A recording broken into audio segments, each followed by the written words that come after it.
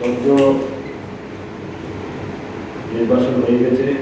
আইডিসির নতুন নির্বাচিত সদস্যদের শপথ গ্রহণের তারিখ আগামীকাল 19 তারিখ।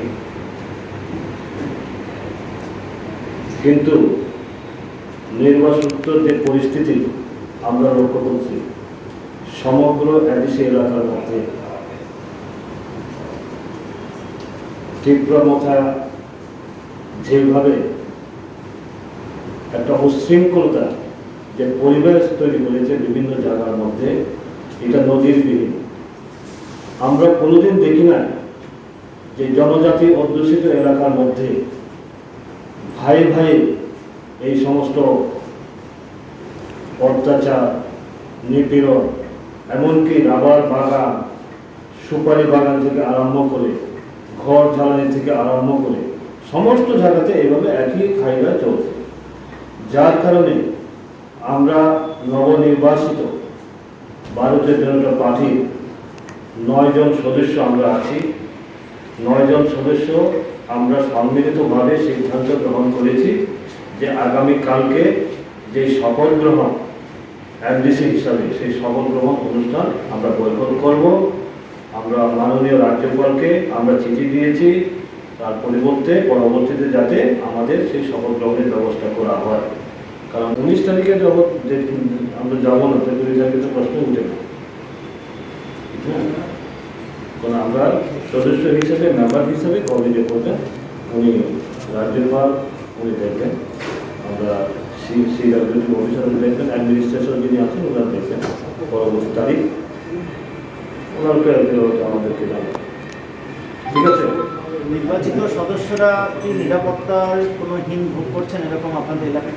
এটি আমাদের সাথে এসেছে, আজকেও বহু সদস্য এসেছে যারা নিরাপত্তার অভাব বোধ করছে। তারা বলেছেন যে আমাদের চলাফেরা করতে তো অনেক কিছু, এমনকি একটা শুধু আমাদের কি অফিসারদের পর্যন্ত যারা বিশেষ করে আইডিসি প্রশাসনে যারা রয়েছেন বারবার আমাকে ফোন করছেন, বলছেন কীভাবে আমরা অফিস করব, যেমন 7 জনের জোনাল এগুলোতে একটা উৎপাদ আমরাই সব পরিচালনা করব। কীভাবে পরিচালনা করবে? একটা তো সাংবিধানিক বই থাকতে হবে না, সাংবিধানিক রাস্তা দিয়ে তো আমাদের কাজ করতে হবে। কিন্তু এই জন্য তাদের কোথায় শুনতে হবে, তাদের কোথাও মোতাবেক কাজ করতে হবে। একজন অফিসার তো তার নিয়মের বাইরে গিয়ে কাজ করতে পারবে না, ঠিক না?